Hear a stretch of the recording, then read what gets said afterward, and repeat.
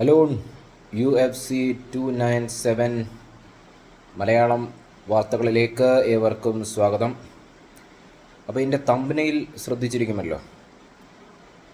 അതേപോലെ തന്നെ കാര്യങ്ങൾ രണ്ടുപേരും, അതായത് ഡുപ്ലെസിസ്, ഷോൺ സ്ട്രിക്ലാൻഡ്, രണ്ടുപേരും എൻ്റെ അഭിപ്രായത്തിൽ കട്ടയ്ക്ക് നിന്നു. ഞാൻ ആ ജഡ്ജ്മെൻറ്റ് വന്നപ്പോൾ സത്യത്തിൽ ഷോൺ സ്ട്രിക്ലാൻഡിനെ കൈപൊക്കുമെന്നാണ് വിചാരിച്ചത്.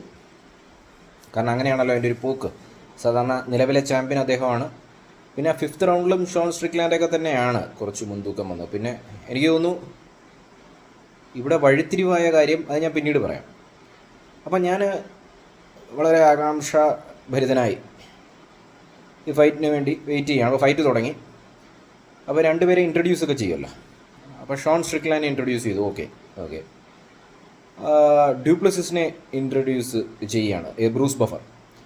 അത് നോക്കുമ്പോൾ ഫേസിൻ്റെ മുഖത്തിൻ്റെ വളരെ ക്യാമറ ക്ലോസ് ആംഗിൾ വരുമല്ലോ. അപ്പോൾ ഞാൻ ആ ചെവി ശ്രദ്ധിച്ചു. ചെവി ഒരുമാതിരിയിലെ കോളിഫ്ലവർ പോലെ, അതിനെങ്ങനെയാണ് പറയുന്നത്, കോളിഫ്ലവർ ഇയർ എന്നാണ് പറയുക.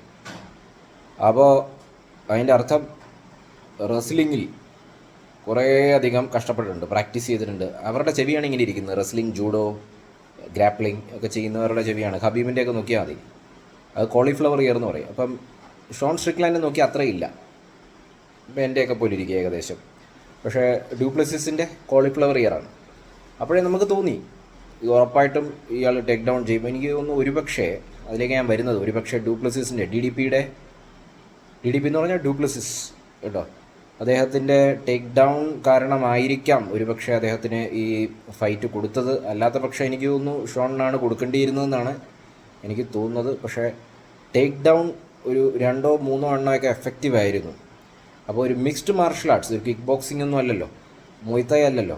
അപ്പോൾ ഒരു മിക്സ്ഡ് മാർഷൽ ആർട്സ് എന്ന നിലയിൽ അങ്ങനെ ജഡ്ജസ് അവാർഡ് ചെയ്തതായിരിക്കാം. എന്തായാലും ഒന്നും നമ്മൾ ആരുടെ അടുത്തു നിന്നും ക്രെഡിറ്റ് ഒന്നും എടുക്കുന്നില്ല. രണ്ടുപേരും ഞാൻ പറഞ്ഞു ക്ലോസ് ആയിരുന്നു, കട്ടയ്ക്കായിരുന്നു ഫൈറ്റ്. അപ്പോൾ അങ്ങനെ ആര് വേണമെങ്കിലും ജയിക്കാമായിരുന്നു. പിന്നെ ഞാൻ പറഞ്ഞില്ലേ, ചാമ്പ്യൻ ആയതുകൊണ്ട് ഒരു പക്ഷേ ചിലപ്പോൾ ഷോണിന് കൊടുക്കാമായിരിക്കും എന്ന് ഞാൻ വിചാരിച്ചു. പിന്നെ അവിടെ ഫേവറേറ്റ് ആയിരുന്നല്ലോ ഷോൺ സ്ട്രിക്ലാൻഡ്. കാനഡയിൽ പോയിട്ട് അവിടെ എല്ലാവരെയൊക്കെ കയ്യിലൊക്കെ എടുത്തു. അപ്പോൾ ഞാൻ വിചാരിച്ചു അങ്ങനെ ഒരു പക്ഷേ അങ്ങനെ കൊടുക്കുമായിരിക്കും. പക്ഷേ ഡ്യൂപ്ലെസിസ് ഡി ഡി പിക്കാണ് കൊടുത്തത്. പിന്നെന്താണ്, ഫൈറ്റ് തുടങ്ങിയപ്പോൾ തന്നെ ഷോണിനായിരുന്നു മുൻതൂക്കം. ഷോണിൻ്റെ ആ ജാബ് ഉണ്ടല്ലോ, വളരെ ക്ലീൻ ആയിരുന്നു.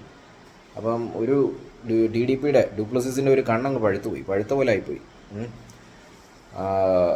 ആള് നല്ല വെള്ളക്കൊപ്ര പോലെ ഇരിക്കുന്നത്, പക്ഷേ വഴുതനങ്ങ പോലെ ആയിരുന്നു ലാസ്റ്റ് ഫൈറ്റ് കഴിഞ്ഞു. ആ ജാബ് വളരെ സ്ട്രോങ് ആയിരുന്നു. അത് ഡി ഡി പി പറയുകയും ചെയ്തു, ഡ്യൂപ്ലെസിസ് പറയുകയും ചെയ്തു. ഒരു പാറക്കല്ല് വന്ന് ഇടിക്കുന്ന പോലെയാണ് പുള്ളിയുടെ ജാബ് എന്ന് പറയുന്നത്. അങ്ങനെ മുന്നോട്ട് പോയിക്കൊണ്ടിരിക്കുകയായിരുന്നു. പക്ഷേ ഡ്യൂപ്ലെസിസ് ഋതം കണ്ടെത്തി ടേക്ക് ഡൗൺ ചെയ്തു. ഷോൺ കുറച്ചൊന്ന്, വല്ലാതെ കഷ്ടപ്പെട്ടൊന്നുമില്ല, ഷോൺ എൻ്റെ ഋതം കുറച്ചൊന്ന് തെറ്റുന്നതായിട്ട് കണ്ടു. അപ്പോൾ അവിടെ നിന്ന് ഡ്യൂപ്ലെസിസ് മുന്നോട്ട് നീങ്ങി. ആൻഡ് ലാസ്റ്റ് 5th റൗണ്ട് എത്തിയപ്പോഴത്തേനും രണ്ടുപേരും കട്ടയ്ക്ക് തന്നെയായിരുന്നു മത്സരം. എനിക്കൊന്നു സിഗ്നിഫിക്കൻറ്റ് സ്ട്രൈക്ക്, ഓവറോൾ സ്ട്രൈക്സ് ഒക്കെ ഷോണിന് തന്നെയാണ് മുൻതൂക്കം എന്നാണ് ഞാൻ എവിടെയോ കണ്ട പോലെ എനിക്ക് തോന്നുന്നത്. പക്ഷേ എനിക്കൊന്ന് ബോഡി ഷോട്ട്സ് ലെഗ് കിക്ക് വന്നപ്പോൾ ഡ്യൂപ്ലെസിസിനാണ് മുൻതൂക്കം. പിന്നെ എനിക്ക് തോന്നുന്നു അപ്പോൾ അവിടെയാണ് ഈ കട്ടയ്ക്ക് നിൽക്കുന്നത്, സെയിം ടു സെയിം. അപ്പോൾ ജഡ്ജസ് ഒരുപക്ഷെ വിചാരിച്ചിട്ടുണ്ടാവും ഇവിടെ ആർക്ക് കൊടുക്കും. അപ്പോഴാണ് ഈ റെസ്ലിംഗ് ആംഗിൾ വന്നത്, ഗ്രാപ്ലിംഗ് ആംഗിൾ വന്നത്. അത് ചെയ്ത ആരാണ്? ഡ്യൂപ്ലെസിസ് ആണ് ചെയ്തത്. കുറേ ടേക്ക് ഡൗൺസ് ചെയ്തു. അതിൽ ചിലതൊക്കെ നമ്മുടെ ഷോൺ പെട്ടെന്ന് തന്നെ എണ്ണീറ്റു, ചിലതൊക്കെ കൺട്രോൾ ചെയ്യാൻ പറ്റി. ഒരുപക്ഷെ അതുകൊണ്ടായിരിക്കാം ഡ്യൂപ്ലെസിസിന് കിട്ടിയത്. എന്തായാലും കൺഗ്രാജുലേഷൻസ്, സൗത്ത് ആഫ്രിക്കൻ ചാമ്പ്യനാണ്. നമ്മൾ ഇന്ത്യക്കാർക്ക് എപ്പോഴാണ് ഒരു ചാമ്പ്യനെ കിട്ടുക അറിയത്തില്ല അല്ലേ. ഉടനെ ഉണ്ടാവും UFC ഇന്ത്യ എന്നൊക്കെ പറഞ്ഞിട്ട് UFC ഇട്ടിട്ടുണ്ടായിരുന്നു. അപ്പോൾ ഇന്ത്യയിൽ നിന്ന് ഒരുപാട് MMA ഫൈറ്റേഴ്സ് ഇനി UFC പോകും, അല്ലെങ്കിൽ ഗ്ലോബൽ പ്ലാറ്റ്ഫോംസിലേക്ക് ഉണ്ടാവും. എന്തായാലും തിരിച്ച് ഡ്യൂപ്ലെസിസിലേക്ക് വരാം. ഡി ഡി പി കളി ഉടനെ ആരെയാണ് വെല്ലുവിളിച്ചെന്നറിയാമോ? ഇസ്രയേൽ അഡിസാനിയാണ്. Easy get your ass back അങ്ങനെയാണ് പറഞ്ഞത്. അതായത് വേഗം വാടേ, എന്തുകൂടെ നീ ചെയ്ത്, അങ്ങനെ വെല്ലുവിളിച്ചിരിക്കുകയാണ്. അപ്പോൾ ആ ഒരു കളി ഗംഭീരമായിരിക്കും. അപ്പോൾ എന്തായാലും എപ്പോഴത്തേം പോലെ തന്നെ UFC 297 പൊളിച്ച് തകർത്ത് അടിച്ച് പൊളിച്ച് നമ്മൾ ടൈം പാസ്സായിരുന്നു. അടുത്ത UFC 298, 299 and UFC 300. Okay, so ഞാൻ വിട്ടുപോയ കാര്യങ്ങൾ നിങ്ങൾ കമൻറ്റ് ചെയ്യുക, നിങ്ങളുടെ അഭിപ്രായം ഉറപ്പായിട്ടും കമൻറ്റ് ചെയ്യുക. നമുക്ക് ഇൻസ്റ്റാഗ്രാമിൽ കണ്ടുമുട്ടാം, Deepak_Ashokan ഞാൻ ഡിസ്ക്രിപ്ഷനിൽ കൊടുക്കാം. തീർച്ചയായും അതിനെ ഫോളോ ചെയ്യുക. ഇൻസ്റ്റാഗ്രാം വിശേഷങ്ങൾക്ക് വേണ്ടി Deepak_Ashokan. Bye guys, take care, good night.